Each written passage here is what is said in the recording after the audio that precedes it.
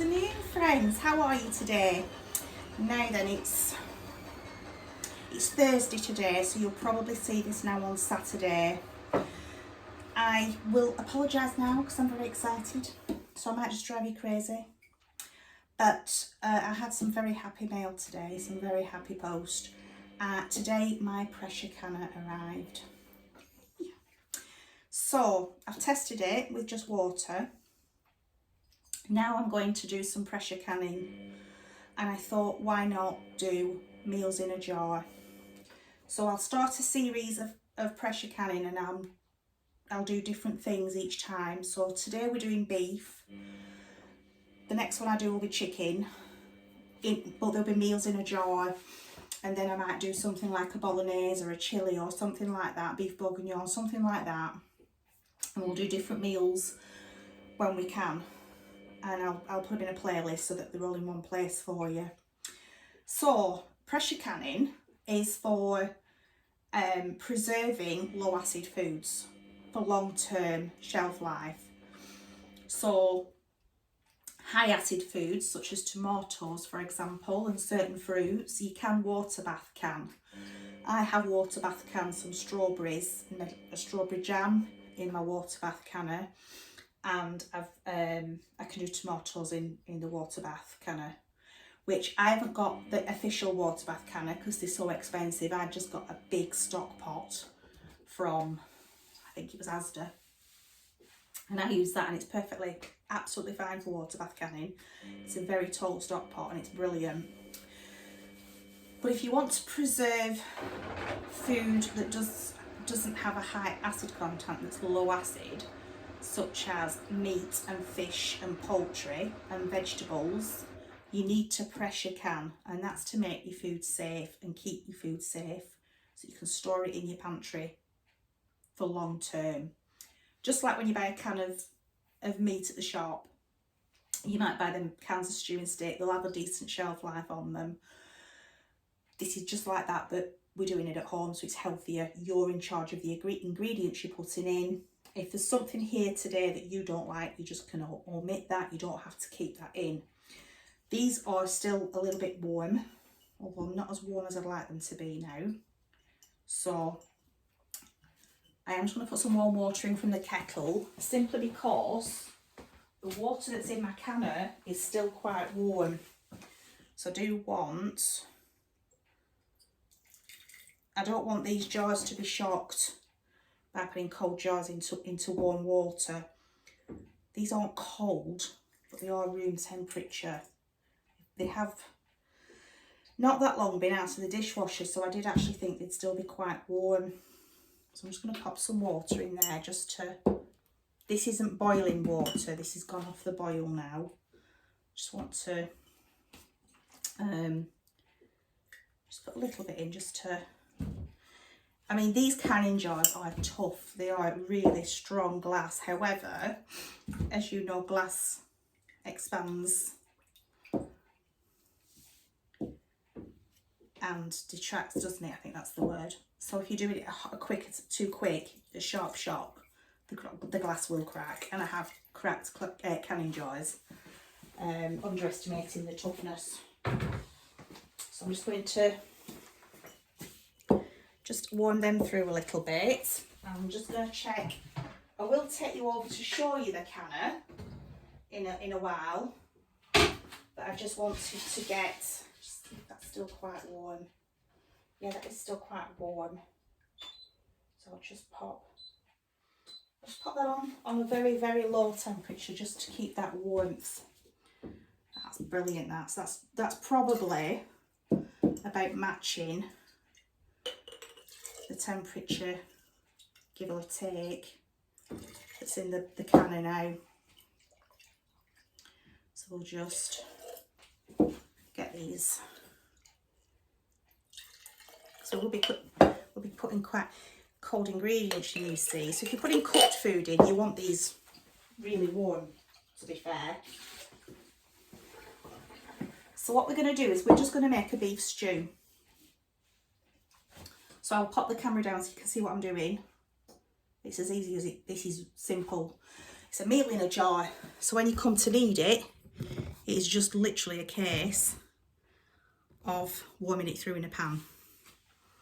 So I'm going to be doing lots of these for the winter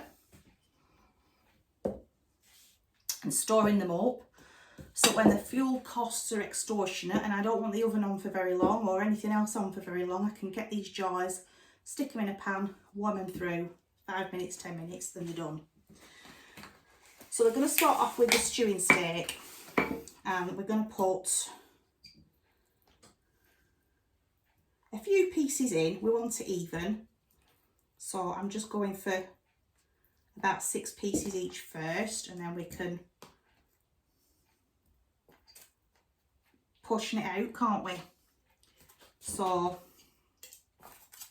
you're supposed to use your funnel, but it drives me mad. I'll wait till the liquid, so I'm putting the liquid in for that. Just one more in there. So 4, 6. You do want to pack this quite tightly. You do not want any air bubbles in this, because that's where you'll get bacteria, and that's what you want to avoid. So we're going to try and get the same amount of meat in each jar.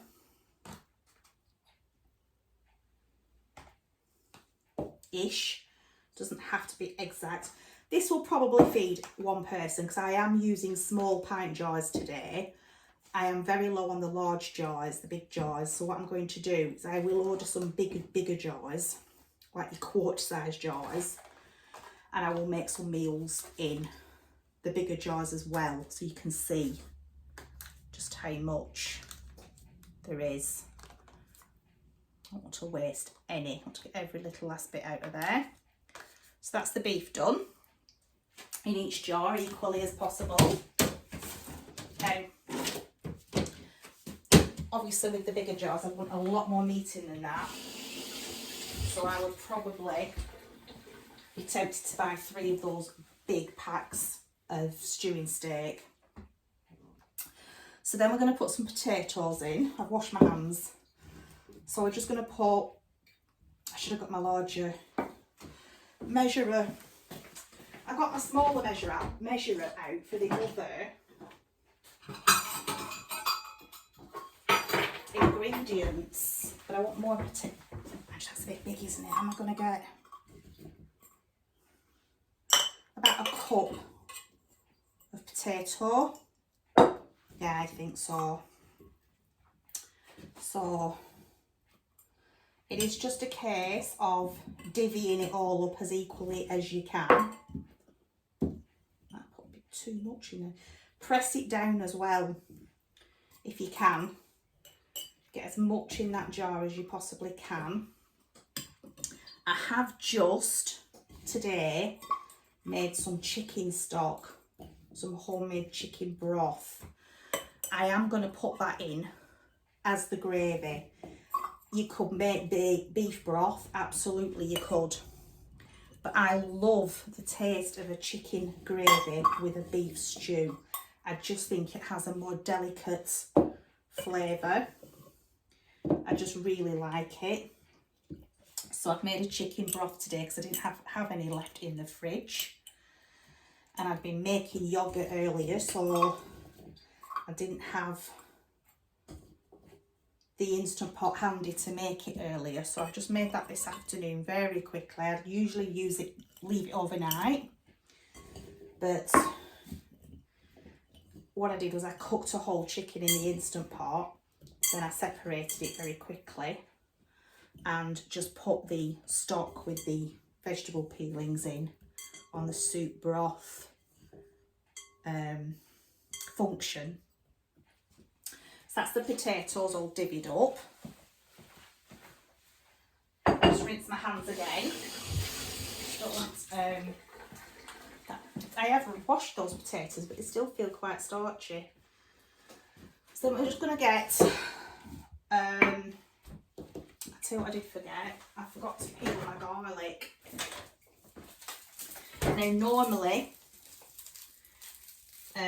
not normally because I've not, this is the first time I've pressure canned, but normally I would not put any spices or herbs in my canning jar.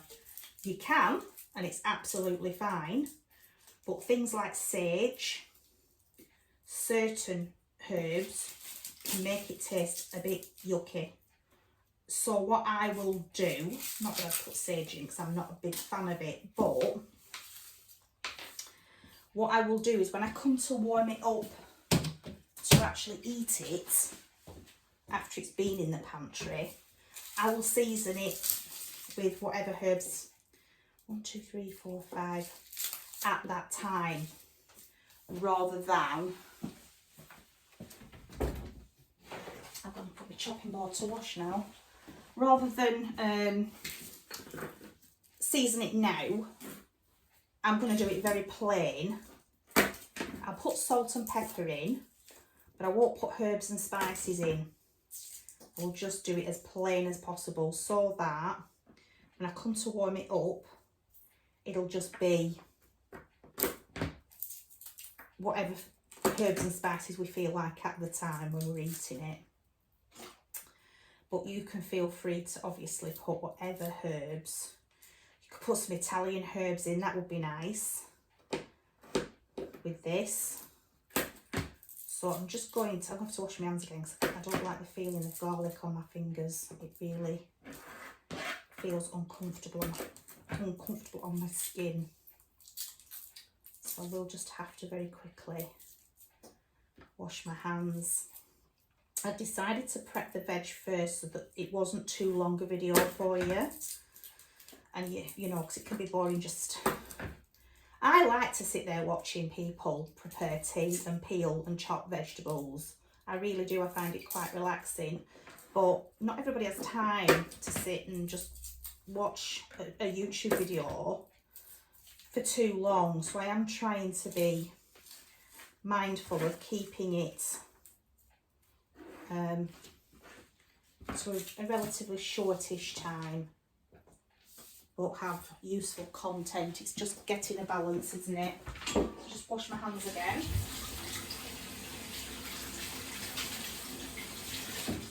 Get that feeling of garlic off my skin because I don't like the way garlic feels. It's horrible for me. I don't like it. Right, so that being said, I am going to just very quickly pop a clove of garlic in each one. Now that was a very, very big garlic, that, so I'm going to just cut that in half because that is a lot bigger than the others. There we go. That one. Right, there we go. So there's a garlic in there. And then we're going to put some carrots in. Just about 1/4 cup if you can in each. I don't like a lot of carrots because I think if I put too much in, it tastes soapy. It tastes of soap to me, does carrot. Don't know, it's too much in. Any of these that are left over will go in the fridge because obviously I'm going to be doing something else tomorrow with similar ingredients. You could put a bay leaf in for sure. That'll make it taste really, really nice. Now there's 1/4 cup of carrot in each, and I just don't think there's quite enough there. So I'm just going to pop a bit more in. Now then, I don't want a lot of peas. I do want a few. So I'm just going to pop a few peas in. Like I said, not even 1/4 cup really. About just a sprinkling really of peas in there. Can you see how easy this is though, and how quick it comes together? I mean, the processing time in the pressure cooker will take time, but you know, it's all worth it because these will stay on your shelf in your pantry for years. You just have to check the seal every now and again to make sure they're still sealed. I think that's enough. I'll just do them for tea tonight. So those can go to one side. I am just going to put a little bit of celery in, literally 1/8 of a cup. Really push them down though, really push them down. You want a good, you've got to get the stock in there yet, you see. I'm only putting a tiny sprinkling of celery. It is easier to do these meals in a jar, in the bigger jars. It really is. Because you've got to really press this down. And you want to have enough ingredients in there. I'm just going to pop some onion in. I didn't put some mushrooms in, did I? I don't think I'm going to get mushrooms in there without messing them up. So I think, just for the sake of the taste, I might just pop a little bit in. I can. But there's not going to be much room for the onion, you see. This is why I prefer the bigger jars for this, but I just wanted to show you today what can be achieved even in the smaller jars. So I will put some cling film over these dishes of onion and things and pop them in the fridge, and then they'll do for tomorrow's meal in a jar. Absolutely fabulous, that. A little bit of mushroom, you don't need a lot, do you? It's all just for flavour.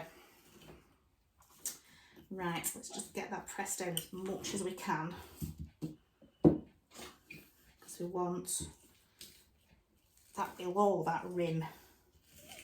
There we go. You've got to get the debubbler in there yet. Oh, onions in there. I don't think I put any onion in there, did I? There we go. Press that right down. Right down. Right, I'm just going to go and very quickly get my chicken stock. And this is where I'll have to put my glasses on so I can actually see what I'm doing properly. Right, chicken stock. Right, so the chicken stock that I've made is ready. I'll just get my glasses on. So you want about 1 inch of head space, which is just where, can you see that bottom rim is there? We're just going to put enough in to there.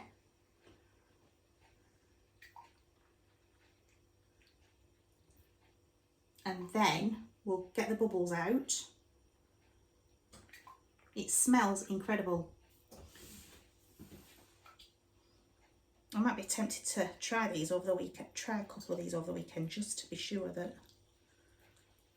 Because obviously we're going to be putting them away, aren't we, for the winter, so we need to make sure they are as yummy as they seem. Just get some more chicken stock, bear with. Just top that up. I am putting some cooler water in as well, so it's not too hot.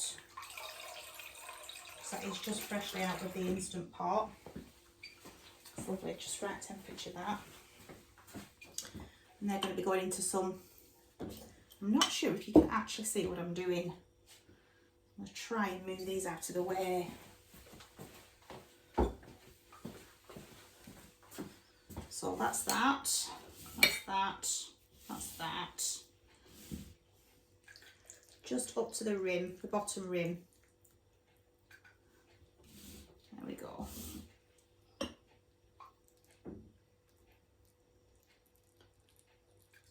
And then what I'll do is I'll take you over to see the jars being put into the pressure canner, and then I will come back when they're ready to show you and they're out of the pressure canner. Because these will take, well, they'll take about 20 minutes for it to get up to pressure. Then I have to leave it for about 10 minutes once the steam is coming through before I put the weight on the pressure canner, and then it'll have to cook for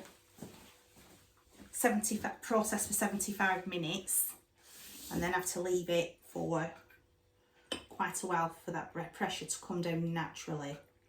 Don't want to do a quick release. So let me just check the headspace on them. Yep, they look fine. So what I'm going to do now is, because I've lost my debubbler, and I really don't like using metal on glass, but I am going to do on this occasion. Like I said, I can't find my debubbler anywhere. So all you're doing is putting, preferably plastic or a chopstick would be good, into the jar, so you're getting, releasing all the bubbles is basically what you're doing. Now as I'm doing that, I can see the bubbles coming to the top.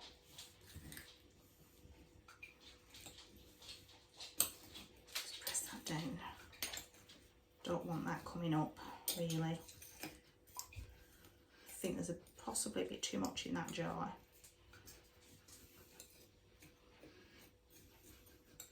And then once they're out of the pressure canner, they'll need to stay on a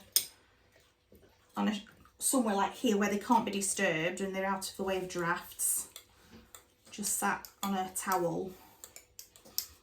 And then after about 12 hours, I will take the rings off. So that'll be tomorrow morning by then, by the time that's ready. I'll take the rings off and then leave them for the rest of the day. Check the seals, check that they're properly sealed, and then, just a bit of onion skin that, and then they can go into the pantry to be stored.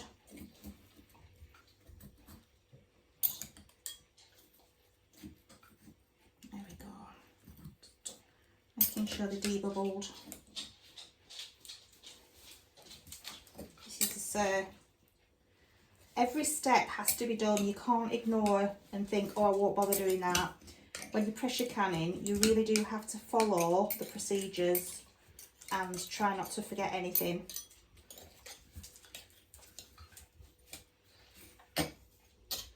So this is the last, oh yeah, you can see all the bubbles coming up there. I will have my plastic debubbler next week, because I just can't find them. I've had to order a pack off Amazon again because I just don't know where the other ones are. I'm just pushing them down to just make sure, oops, that food is where it should be, not too high up. Right, now then, what we need to do now is make sure these jars are very, very clean, because if they're not, they will not seal. Let's just let me wash my hands again,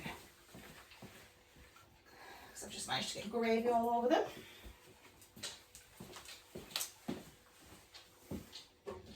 So what we do is we get some white vinegar,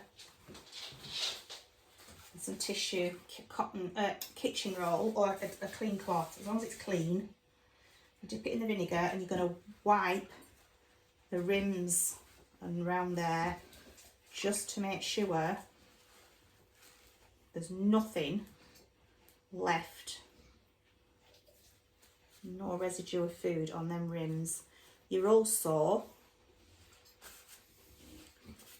making sure there's no defects on the rim. You're making sure that everything with that jar, there's no cracks, there's no dents, it's all perfect, because if it's not perfect, you will not get a seal.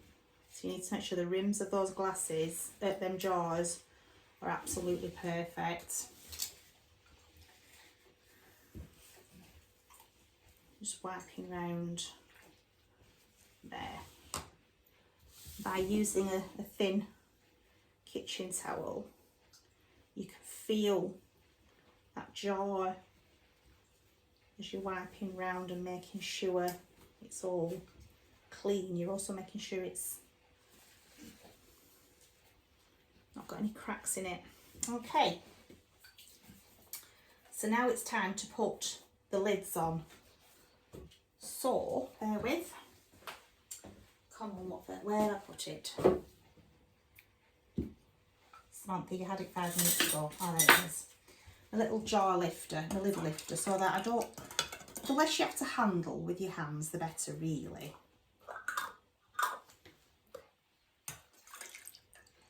These have just been in some warm water. Some people put them in boiling water to sterilise them, but there's always a chance you compromise the red seal. Can you see that red rubber seal? That can be damaged, so I don't want to risk putting them in boiling water. If they're clean, I washed them earlier on in some nice warm soapy water and rinsed them, and then I've just had them sitting here in some warm water from the kettle that was not boiling, and let's just keep them nice and clean. Right, I'll just move that out of the way.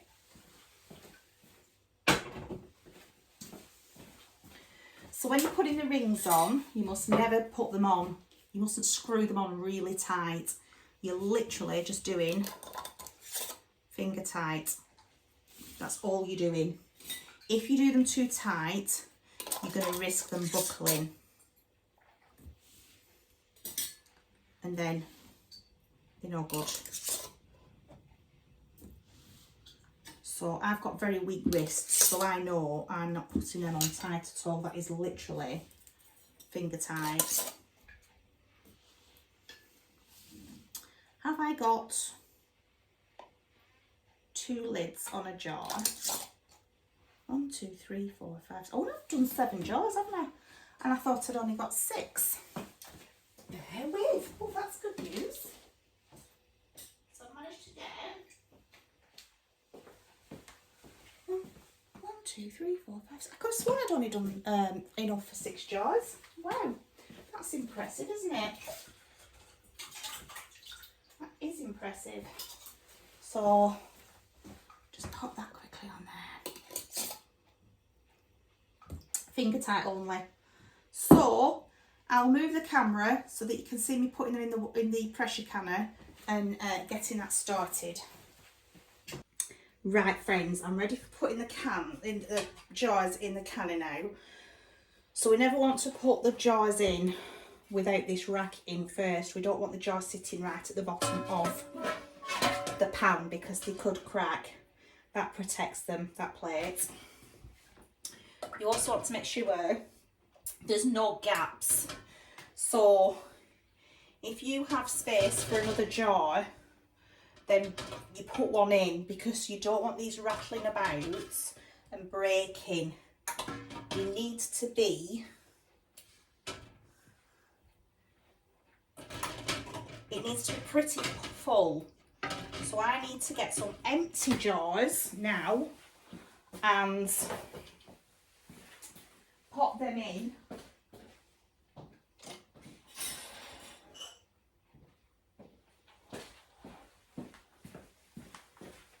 I mean, I could can some broth, couldn't I? But the broth only takes 30 minutes. What should I do, guys? I think I'll can the broth, it'll be fine. When you're doing chicken broth, you only need to do it for 30 minutes. With the meat, you need to do it for 75 in these jars, 90 in the bigger jars. But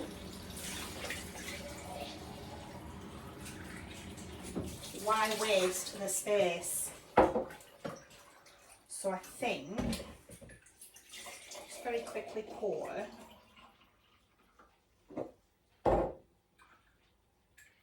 I just think I might as well do it while it's here, shouldn't I?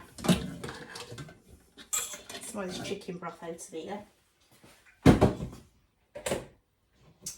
Sieve some more.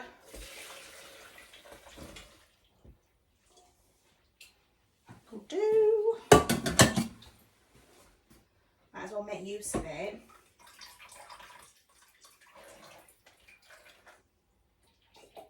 Just put a little bit of cooler water in there. I don't want it to be too hot.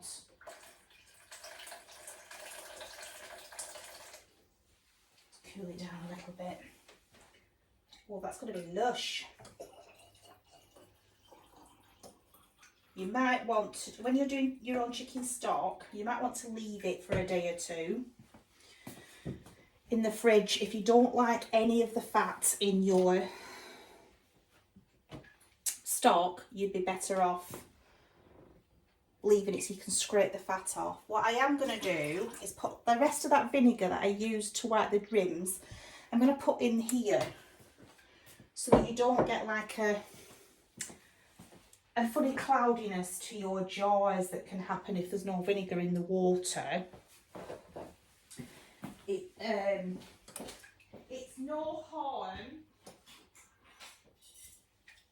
It's no harm to your food, but it just doesn't look very pleasant.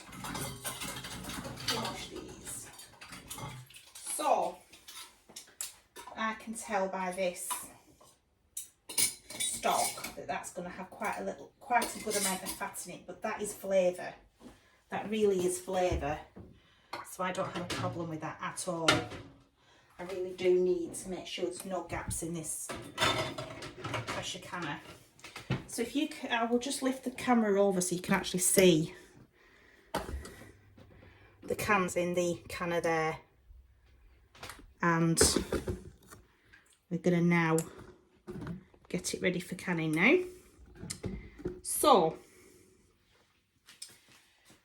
there's some safety precautions on this, which is fantastic. Once the pressure's got up, that will come up and it actually locks the lid, which is phenomenal. So I need to line up the V. Now I've done this twice perfectly. Now I'm on camera, I bet I can't do it. So let me just line that V. Have I got it on the right way? No. See, I told you. It's on camera now, you see. Let's turn that round so I can see what I'm doing. Right, so we line the V up on the lid to the V up that's on this handle here. There we go. That's on now. You just lock it in place now. Get it over the ring. So, turn this right up. Now then, steam is going to start coming out of, can you see? I don't think you can see there, can you? Just bring your forward a little bit. There's a vent here. Once it gets hot, you will see steam coming out of this. So it'll first start coming out intermittently, and you've just got to leave it till you have a full steady stream coming out for about 10 minutes. Once that happens, you can then put this on, your weight on it. And you're going to build, because of my altitude and where I am, I need it to get to number 11 there on the dial, if you can see that. But not go higher, not go lower. Once it's got to 11, I need to make sure I keep my eye on it as far as the temperature and turn it up and down accordingly if I need to. But I'm going to try and do it slowly at a lower number on here, so that I don't have to keep faffing with it when it gets to 11. Once it's got to 11, that's when I will start the timer for 75 minutes. I will keep an eye on it to make sure it doesn't go lower and it doesn't go too high for 75 minutes. Then I will just turn this off and I will leave this alone for as long as it takes for the pressure to come down naturally. I will not take that weight off to release the pressure quickly. This whole thing of waiting for the steam, waiting for the pressure, waiting for it to go back down again afterwards, is all part of the cooking process in the canner. All part of the pressure canner process. So I will leave it alone. Once it's gone right down, I will then take the weight off, leave it alone again, between 10 minutes and 20 minutes, however. Then I'll take the lid off. I will very carefully, with my jar lifter, because they'll be very hot, lift the jars out and place them on a towel. They will need to be undisturbed then till tomorrow. And then I'll be able to take the rings off. You will hear them popping. If the lids pop, you know they've sealed. I'll take the rings off tomorrow, carry on leaving them for the rest of the day. And then tomorrow night I will put them in the pantry when I know they're fully sealed, and I'll be able to just lift them by their lids, not the rings that are on them, because they'll have come off. I'll have taken them off, but the actual lid that I put on, that will hold. I'll be able to lift the jar up with that lid and I'll know it's sealed, and that'll be done. So when this process here has finished, I'll come back and I'll show you the, well, it'll be tomorrow now, I'll be able to come back and show you the actual food that's in the cans. If I have time to do it tonight, if it's done in time tonight and I can take them out and show you them, I will come back and show you them for the end of the video. But if not, it might be tomorrow. We'll have to, what time is it now? 20 to 6. So it'll probably take till about 6 o'clock, 10 past 6. Then it'll be 10 past 7, half past 7. Leave. Yeah, I should be able to show you tonight when I've taken them out of the canner after they've been allowed to rest for a bit, and I'll be able to show you then. So for now, folks, I'll see you in a bit and I'll be back.